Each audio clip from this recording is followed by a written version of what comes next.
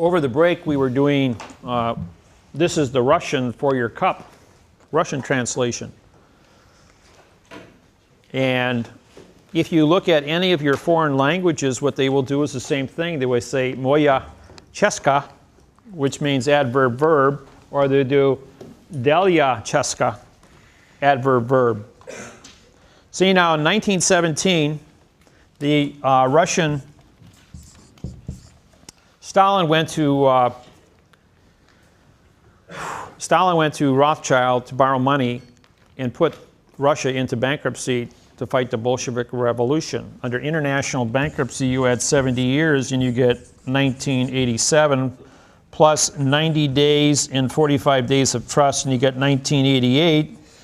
And what happened in 1988? President Ronald Reagan said, "Tear down that wall, Mr. Gorbachev." Well, guess what happened? At the stroke of midnight, about an hour after he said that, was the stroke of midnight, and the 70 years international bankruptcy plus 45 days of trust plus the 3-day Lemon Law and 90 days to become sovereign expired. Ronald Reagan knew that. So by him making the statement, everybody regarded Ronald Reagan to be this big hero that brought down the Iron Curtain. The Iron Curtain was no more than the expiration of the 70-year international bankruptcy trust. The Russian bankruptcy dollar went from $1 to 10 cents. And then Russia got their heat turned off for the next 10 years because they had no commerce to import. They cut down half of all the trees in Russia, the Black Forest. Then they discovered they had gold and uranium and coal and tons of oil, and they dug it all up, and now they export it, and the ruble is back up on standard. But they're just barely becoming capitalistic, and they're just finally coming out of the 1988. It's been 23 years, and they're getting themselves back on their feet. But they've been out of bankruptcy as a sovereign country, exporting their oil and their coal and their gold to rebuild their country, their infrastructure.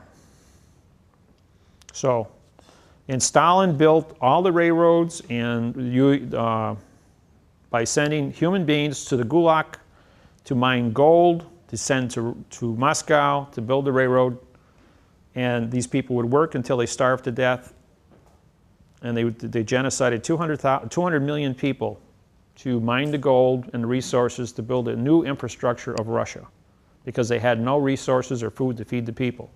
So they had to reduce the population because they couldn't import the food nor grow enough food to feed the people. They didn't have technology. These are events that take place when a society breaks down. And they dealt with it internally. They didn't want anybody knowing what their problems were. You guys got the same thing down here. You have your timetables. When your bankruptcy took place, and you're still in bankruptcy, but by the time you become sovereign, and you may come out of bankruptcy before that because you have, I don't know, probably 1,000 gold mines. They're punching out stuff. Your dollar's worth more than U.S. currency today. You control 20% of the world's lithium out here, which is going to be the battery technology of automobiles. So you guys got a lot of resources. You got all your oil reserves offshore as well as onshore that you're discovering. So you guys got lots of years of resources to keep Australia up and running. But you know what? The Aborigines own the land, and everybody else has trespassed on it. So that's why they're looking to me to, under Robert's Rules of Order, set up a government of corporation. Whereas they used to be in faith, they realize that corporate structure is the only way that they're going to survive in a corporate world and maintain the status quo of their assets. Yes, Sam? Some of us here have been to courses where we have heard that the Australians have printed out as much as 10 times the amount of fiat money or paper money as opposed to the amount of gold that the Federal Reserve has got in stock. Therefore, throughout history, the gold value has increased and the paper value has decreased to meet up at some point, looking at a variety of graphs which have been sent through the email. From what you've just said, is that Australia, due to its natural resources, may come out of bankruptcy much earlier than 2022, I think was what you had on the board, Right? because of our resources. How you shook your hand from left to right, which means you didn't agree with the fact that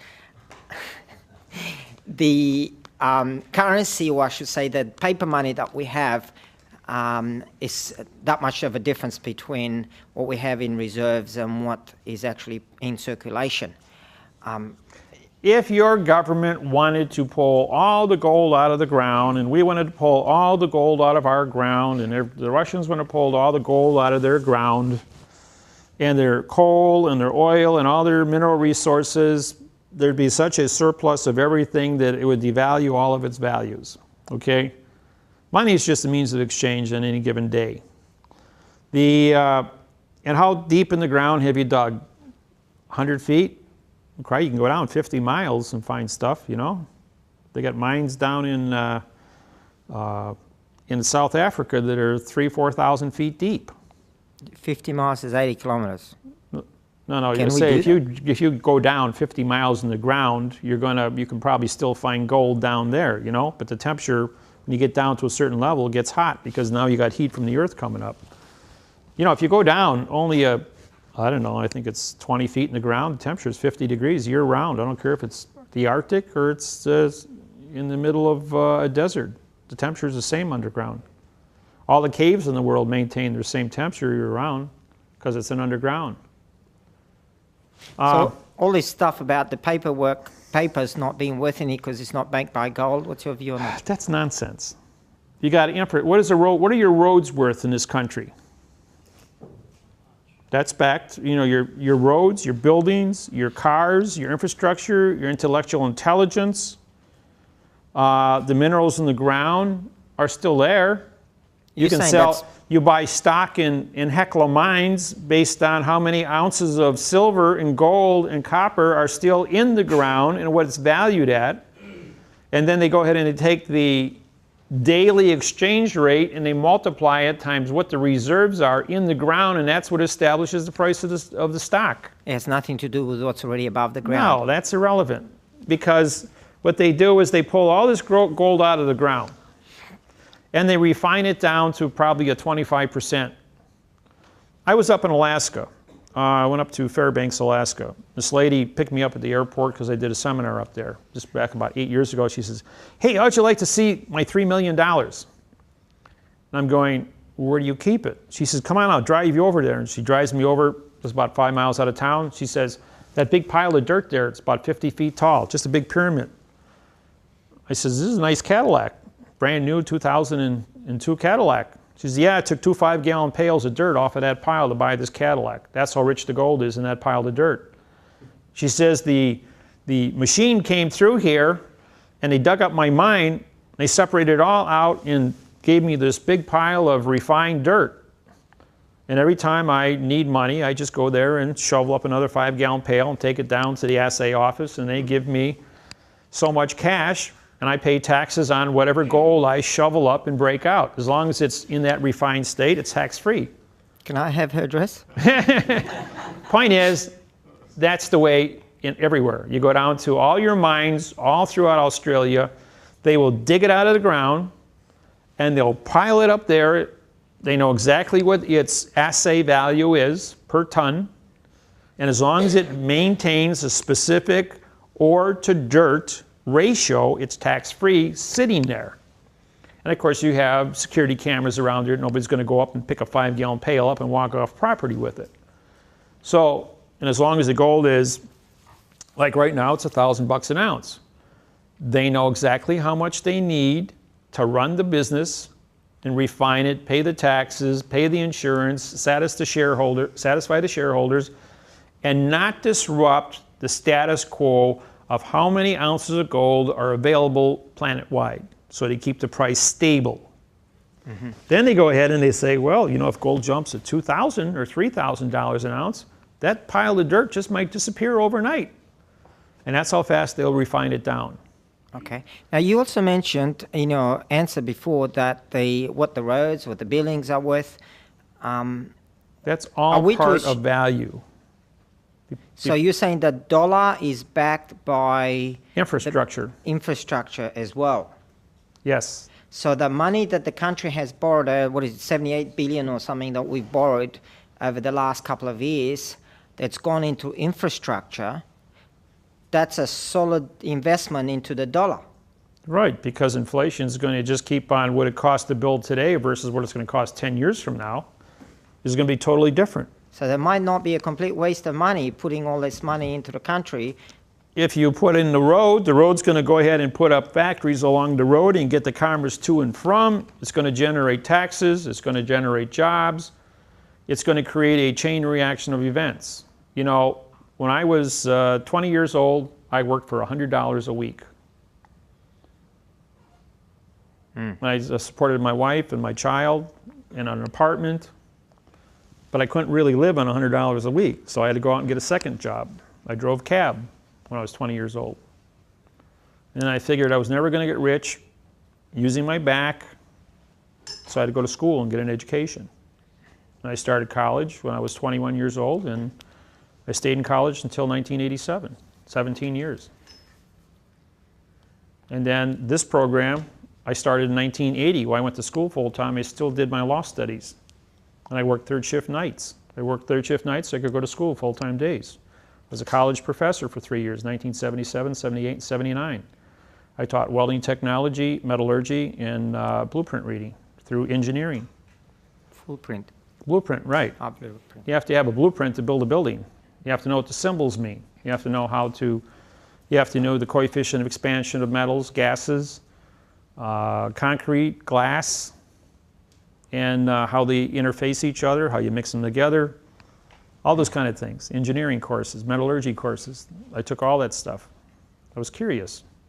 He who controls metal controls the world. Everything's built out of metal. This building's got a superstructure of metal. There are many who believe that borrowing all this money from the world banks only helps to keep us enslaved to external powers. What external power? The world banks, the Everybody files bankruptcy. They just run the bill. Okay, they built this hotel complex in Austin, Texas for $700 million. That means they got to get like $2,500 a night per room. That's ridiculous. Nobody's going to pay that. So as soon as the guy gets done building the building, he files bankruptcy. And the building is sold for cash at auction for $50 million. Now the guy can afford to rent the rooms out at $100 a night and fills the whole place up. And who got stuck? All the contractors got stuck. But the contractors who participated in that had borrowed their resources from the iron company, right? And so the contractors then had to file bankruptcy because they couldn't pay back the iron, the guy who produced the iron that they built into the structure in the first place. So everybody took a little piece of this bankruptcy going all the way back to the resources when they dug the ore out of the ground. The end result is they got this beautiful building where they can afford to get $100 a night and they paid for it in cash at a bankruptcy auction. Doesn't make it right. No, it's stealing. It's legal stealing. It goes on all the time and it has been throughout history. 3 years ago, the house down the street from me sold for $139,000. Last year, I tried to buy it for $29,000, and while I was here in Australia in October, it was sold at auction for $4,900 cash. Damn. Yeah, that's right. And you buy a house for $4,900 and you get $900 a month rent for it. Pretty good return, wouldn't you say? 100% a year for the rest of your life. Nice retirement paycheck. Do that on 10 houses, and you're living on a cruise ship for the rest of your life. Okay, thank you. There's no shortage of ways to make money. There's a shortage of ambition to get the money made. Question? Hello again. Maybe I heard wrongly, but you named natives, not only of this country, but other countries as well, as Aborigines. Is it the way you pronounce it? Because you didn't say AB means no. Aborigine means no origine. Therefore, I dropped the negative condition of state when I told the Aborigines back in June last year that your name is not an Aborigine, you're an Origine. Stop calling yourself a no original person. Well, 3,400 Aborigine tribes immediately adapted the word Origine and said, we're no longer Aborigines. The American Indian was the same way.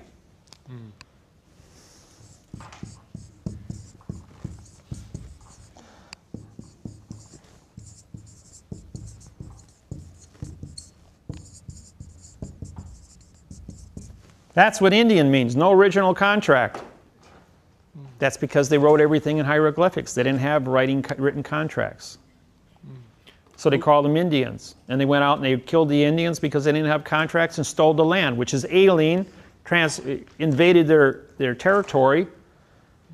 And the Americans, back in 1880, they gave the Indians blankets that had smallpox on and chickenpox, and they genocided them through germ warfare. Common.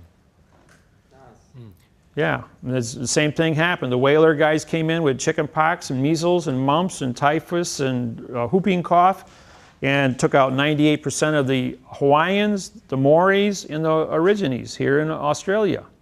That happened in the Philippine Islands and Fiji and every place else. The whole South Pacific was not immune to the germs of Europe. When it showed up here, destroyed everybody.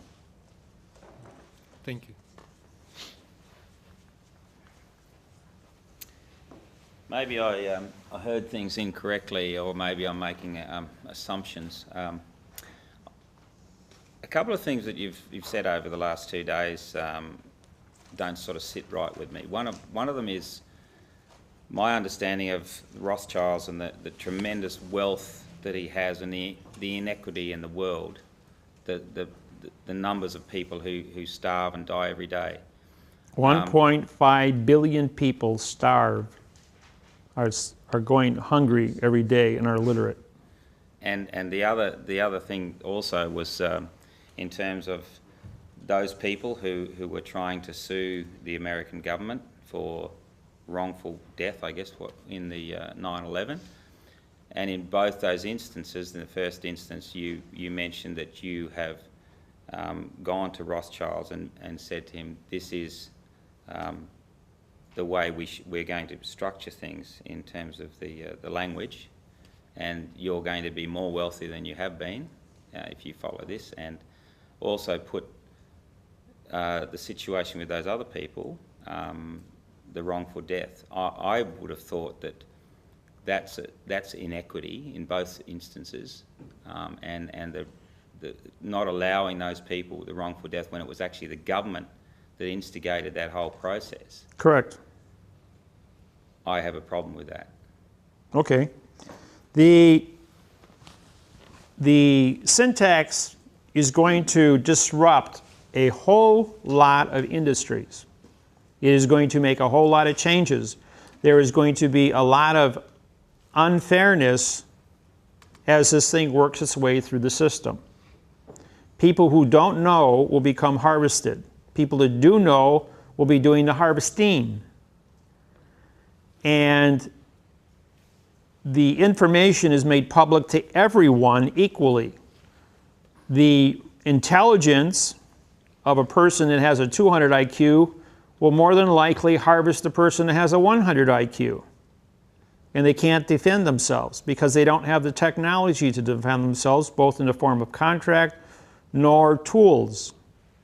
And this is the strong always conquer the weak. That's the life of nature. It's how nature weeds out the weak, just like in the animal kingdom. And the humans are no different. The word human means monster. It means to feed upon its own kind. They're cannibals. And the technology in syntax is the only way you're going to get fairness. And where I am being fair to one person, the other 3,800 people who hired attorneys that lied to their clients, that knew that syntax was a lie, all got swept up in the same trap. But did any of those attorneys who knew how to read and write stop and fix it and correct their their clients? Did their clients sue to be corrected? No, not one single one of them came forward to do it the correct way. They had copy. Marifino's case was not Marifino, but Mariana's case was public record. But because they didn't understand syntax, they didn't have the knowledge, because they hadn't been to a seminar, to use it in the first place. So it isn't that it's unfair. People don't know they don't know. And when you don't know what you don't know, you find out what you do not know. And then you study until you get to a position where you know what you know, so you can go out there and stop and correct it. And the only thing I can do is teach seminars like this here, make videotapes, put stuff up on the internet so that the world can study. Everybody has a different learning curve.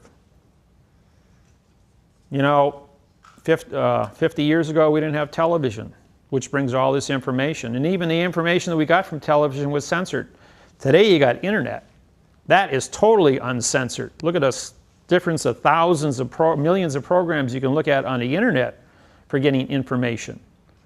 And there's a lot of things you don't agree with on the internet, but that's your choice to turn it off. It's the other people's choice to turn it on and study it.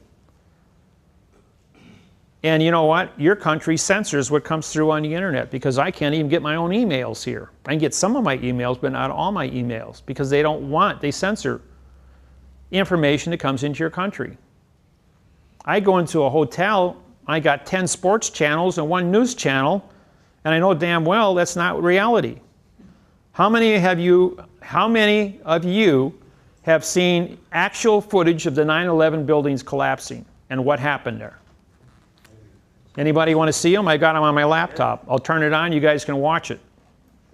This is classified footage, shot by military helicopters that circled the buildings as they were falling down, if you want. It's only a couple-minute presentation of pictures. Is that on those DVDs outside? No. I have several different versions shot by several different individuals. Because I am who I am, and I have a worldwide network, I get information sent to me continuously of classified footage from people who are there at the sites. I've been to the World Trade Center site myself. Went to New York, and I personally looked at it and seen, you know, the buildings around there and everything that happened. I was at the Pentagon the day after it got hit. I had one of my students, when the Flight 93 was supposedly shot down or fell down out of the sky, they said an F-17 came down, shot the thing, and took off, went back up into the clouds. It was a military strike. And when they hit it and vaporized it, because they've got the tools that will vaporize things, that will take aluminum and steel and carbon fiber and reduce it to a single atom of smoke through electromagnetic pulse. Just like the World Trade Center came down as a big giant pile of dust. So they got toys out there you don't even know about.